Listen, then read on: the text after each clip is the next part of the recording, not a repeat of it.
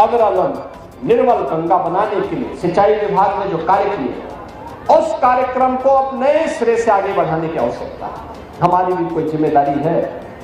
जो मां गंगा हम पे आशीर्वाद बरसा रही है, जो भगवान बेनी माधव की कृपा से इतना बड़ा आयोजन हुआ, भगवान अक्षय वट और हनुमान जी महाराज की कृपा से इतना बड़ा आयोजन संपन्न हुआ है, हमारी भी कोई जिम्मेदारी बनती है और अच्छे ढंग से। अब तक हमने श्रद्धालुओं के द्वारा कहीं पे भी गंदगी पैदा की गई थी तो उस गंदगी को हमने स्वच्छ किया है, लेकिन अब शेष सामान के समेटने की कार्रवाई चल रही है। कोई कपड़ा होगा, कोई फूल होगा, कोई नारियल पड़ा होगा, कहीं पे जूते चप्पल पड़े होंगे, कहीं पे कुछ पड़ा होगा, कहीं पे कुछ अन्य घास फूस पड़ी होगी, कहीं पे तमाम अन्य मटेरियल जब पंडाल हटेंगे ये सब पड़ा होगा, इसको भी हटाने के कार्यक्रम के साथ जुड़ना पड़ेगा। अगला 15 दिन इस अभियान के साथ जुटना पड़ेगा, प्राण प्रण से जुटना पड़ेगा और सभी को जुटना पड़ेगा। हमारे सभी माननीय जनप्रतिनिधिगण, प्रयागराज के वासियों को भी मैं आह्वान करूंगा कि इस कार्यक्रम के साथ जुटेंगे तो बहुत अच्छा एक अभियान, अच्छा एक मैसेज आएगा। दूसरा, हमें सदैव सचेत रहना पड़ेगा। आज के इस अवसर पर जब हम लोग यहां पर आए हैं तो मैं आप सबसे दो बातें जरूर कहूंगा। प्रयागराज कुंभ में आपके द्वारा किए गए प्रयास इस सराहना मैं तो करूंगा ही, लेकिन साथ साथ प्रधानमंत्री जी ने भी किया है और जो भी प्रयागराज में आया सबने इसकी तारीफ की, क्या देसी क्या विदेशी, क्या उत्तर प्रदेश का वासी रहा हो, क्या प्रयागराज वासी रहा हो, हर एक ने कहा स्वच्छता थी, बहुत स्वच्छता, अच्छा था। मैं देखता था क्योंकि प्रयागराज के सभी जो 2700 सीसीटीवी कैमरे हमने मेले के अंदर और मेले की व्यवस्था की मॉनिटरिंग के लिए लगाए थे। मैं प्रयागराज आता था तब तो देखता ही था, लेकिन मैं लखनऊ रहता था तब भी मैं उनको देखता था, उन कैमरों से एक एक जगह को देख लेता था और ऐसे घूमते तो जैसे 360 डिग्री तक घूम सकते थे। कुछ भी सब कुछ दिखाई देता था, कहां पे कितने लोग हैं, कहां पर कितनी स्वच्छता है, कहां पर क्या है, और वह सब देखता था। मैं देखता था रात्रि में भी 12 बजे, सुबह 4 बजे भी स्वच्छता कर्मी लगातार इस कार्यक्रम के साथ जुड़ते थे।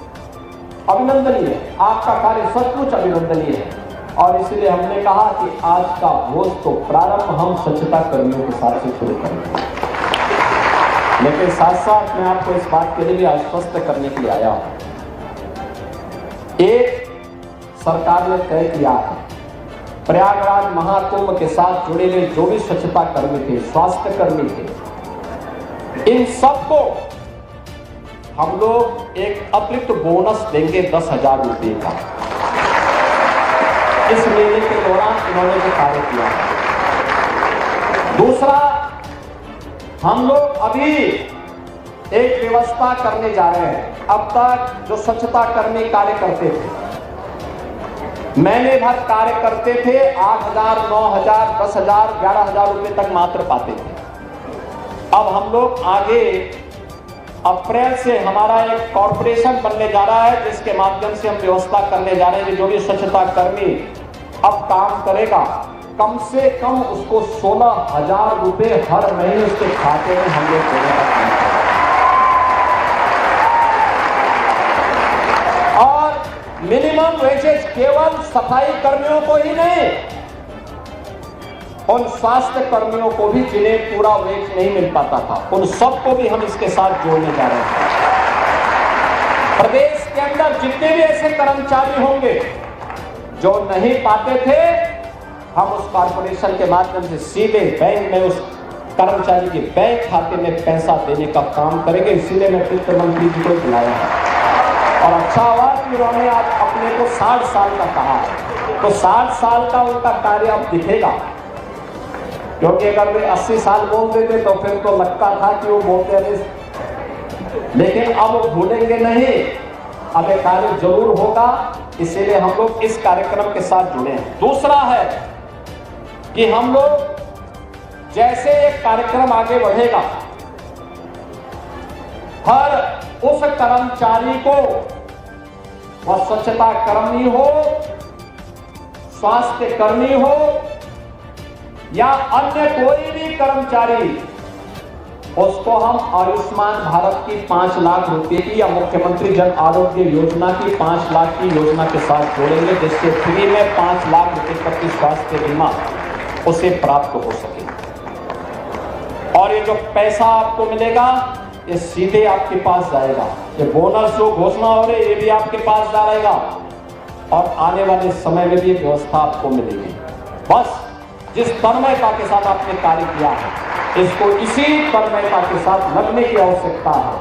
और अर्थव्यवस्था के बारे में तो कहना ही क्या, दुनिया बहुचक है, आश्चर्यचकित है कि प्रधानमंत्री मोदी जी का मार्गदर्शन भारत को दुनिया की 5वीं बड़ी अर्थव्यवस्था बनाया है। और ये उन्हीं का मार्गदर्शन है। ये पहले भी संभावना थी, पहले के लोगों ने भारत की आस्था को सम्मान नहीं दिया, पहले की सरकारों ने भारत की आस्था को महत्व नहीं दिया। क्या प्रयागराज, क्या काशी, क्या अयोध्या, क्या मथुरा वृंदावन, क्या चित्रकूट, क्या गोरखपुर, क्या नैमिषारण्य, क्या सुखतीर्थ, क्या मां विंध्यवासिनी का धाम, और आज जो एक नई आस्था के साथ साथ अर्थव्यवस्था का आधार बना है, यह अद्भुत है। दुनिया अचंभित है, लालायित है। और केवल भारत ही नहीं, बहनों और भाइयों, दुनिया के अंदर के 1 दर्जन देशों के तो मंत्री या राष्ट्राध्यक्ष भी इस आयोजन का हिस्सा बने और 74 देशों के एम्बेसडर और हाई कमिश्नर भी आयोजन का हिस्सा बने। यानी पहली बार 80 से अधिक देशों के लोग इस आयोजन में भागीदार बनकर के जो आया अभिभूत होकर के गया। 66 करोड़ 30 लाख की आबादी दुनिया के अंदर भारत और चीन के अलावा किसी अन्य देश के पास नहीं। चीन में लोकतंत्र नहीं, इसलिए सच्चाई सामने नहीं आती। भारत अकेला दुनिया का लोकतंत्र है जहां हर प्रकार की धार्मिक स्वतंत्रता का अधिकार है, अभिव्यक्ति की स्वतंत्रता का अधिकार भी है। और बहनों और भाइयों, आपको आज सम्मानित करते हुए और आपके साथ सहभोज में हिस्सा बनते हुए मेरा पूरा मंत्रिमंडल अभिभूत है और प्रधानमंत्री मोदी जी के प्रति आभार व्यक्त कर रहा है कि उन्होंने दुनिया को एक नई राह दिखाई है कि आध्यात्मिक टूरिज्म भी अर्थव्यवस्था का एक मजबूत आधार बन सकता है। वाह, ये जो विजन है ये प्रधानमंत्री मोदी जी का विजन है और उन्हीं के विजन को हमने जमीनी धरातल पर उतार करके उत्तर प्रदेश के अंदर महाकुंभ के भव्य और दिव्य आयोजन को आगे बढ़ाने का काम किया है। मैं आदरणीय प्रधानमंत्री जी के द्वारा जो भी मार्गदर्शन दिया गया था और जो हमारी प्रदेश सरकार ने उसके लिए केंद्र सरकार के साथ मिलकर के रोड मैप तैयार किया था, उसको प्रयागराज मेला प्राधिकरण के मेलाधिकारी, यहां के मंडलायुक्त, यहां के जिलाधिकारी, सुरक्षा की दृष्टि से एडिशनल डीजी, सीपी, डीआईजी मेला, एसएसपी मेला और अन्य तमाम विभागों ने लखनऊ से समय समय पे आकर के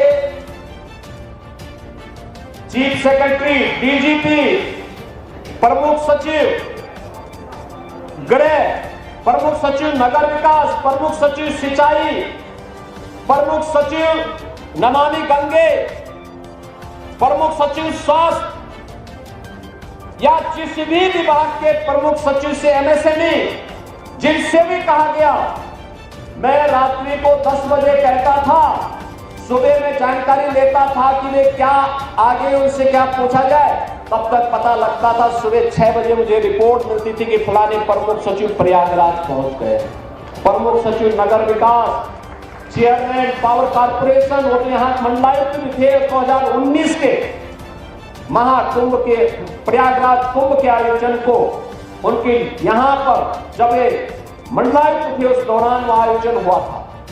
और उस दौरान इस बार भी समय समय पर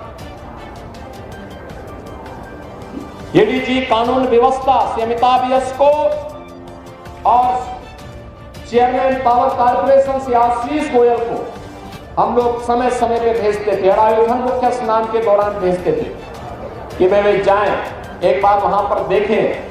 और हर प्रकार के उन सभी एडिशनल डीजीज को जिन्होंने यातायात की व्यवस्था को बनाने में भी अपना योगदान किया, अलग अलग रूट पर अलग अलग सीनियर अधिकारी। आप सोचिए, एडिशनल डीजी स्तर का अधिकारी जनता जनार्दन की सेवा के लिए सड़कों पर यातायात की व्यवस्था बनाने के लिए अपना योगदान दे रहा है, ऐसे जैसे अपना आयोजन है। बहनों भाइयों, यह विभूत करने वाला क्षण है। किसी ने यह नहीं कहा कि साहब मैं तो एडिशनल डीजी हूं या प्रमुख सचिव हूं, मैं यहीं से मॉनिटर करूंगा। नहीं, आवश्यकता पड़ी वो सड़क पर भी ट्रैफिक की व्यवस्था को ठीक करने के लिए उतर आया। मुझे याद है मौनी अमावस्या के दिन लगभग 2 लाख बसेज को हम लोगों ने प्रयागराज के अगल बगल जनपदों में खड़ा किया था, होल्डिंग एरिया बना करके, क्योंकि 8 करोड़ श्रद्धालु प्रयागराज में था। कठिन था उन्हें संभालना। और मैं देख रहा था वहां के अधिकारियों ने जिस प्राण से जुट करके, वहां की जनता जनार्दन ने जिस प्राण से जुट करके आपके सत्कार का उत्कृष्ट उदाहरण प्रस्तुत किया, अभिनंदनीय है। क्या मिर्जापुर, क्या जौनपुर, क्या भदोही, क्या प्रतापगढ़, क्या कौशाम्बी, क्या फतेहपुर, क्या चित्रकूट, क्या महोबा, हर एक जनपद में, क्या रायबरेली और अयोध्या और काशी को तो कहना ही क्या। काशी में प्रातः 4 साढ़े 4 बजे तक दर्शन हुए हैं, लाखों की संख्या में श्रद्धालु। अयोध्या धाम में भी यही, वे अधिकारी भी पूरी प्राणपण के साथ जुटे थे। रेलवे के हमारे अधिकारी, रेल मंत्री जी रात्रि में फोन करते थे कि कहां पे कितनी ट्रेन और भेजनी है।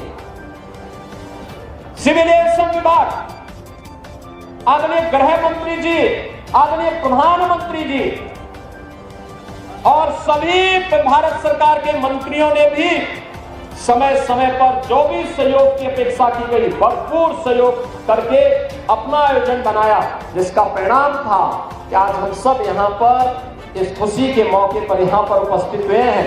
मैं एक बार फिर से आप सभी स्वच्छता कर्मियों का, स्वास्थ्य कर्मियों का और अन्य विभाग के अपने सभी कर्मियों का हृदय से अभिनंदन करता हूं, आपका स्वागत करता हूं और आपका आश्वस्त करता हूं।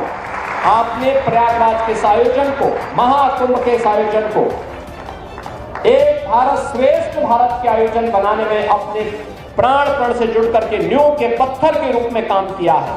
आपकी कार्य की सराहना पूरा देश कर रहा है, पूरी दुनिया कर रही है। और मैं इस अवसर पर अपनी सरकार की ओर से आप सबका हृदय से अभिनंदन करता हूं, आपका स्वागत करता हूं और आपको आश्वस्त करता हूं कि आपके वेलफेयर के लिए सरकार इसी तत्परता के साथ आगे कार्य करेगी। आप सभी के साथ मेरा एक पूरा मंत्रिमंडल सहभोज करने के लिए भी उतावला है, क्योंकि अब तक तो हम लोग दूर दूर से ही मिलते थे। क्योंकि मैं जब भी आता था मैं आयोजन में, तो मुझे विभिन्न अलग अलग कार्यक्रमों में जाने का अवसर मिलता था, आपके साथ नहीं बैठ पाता था। दूर से ही मैं हाथ हिलाता था तो मैं देखता था कोई ना कोई हमारा सफाई कर्मी या कोई ना कोई बहन वहां से हाथ हिला करके अभिवादन कर देती थी। लेकिन आज आपके साथ बैठ करके सभी लोग आनंदित होंगे। मैं एक बार फिर से 2019 में आदरणीय प्रधानमंत्री जी ने 5 प्रक्षालन के माध्यम से आपको सम्मान दिया था। आज हमारे सभी सहयोगी आपके साथ सहभोज में भागीदार बन करके आपका मान बढ़ाने का काम करेंगे, आपका सम्मान बढ़ाने का काम करेंगे।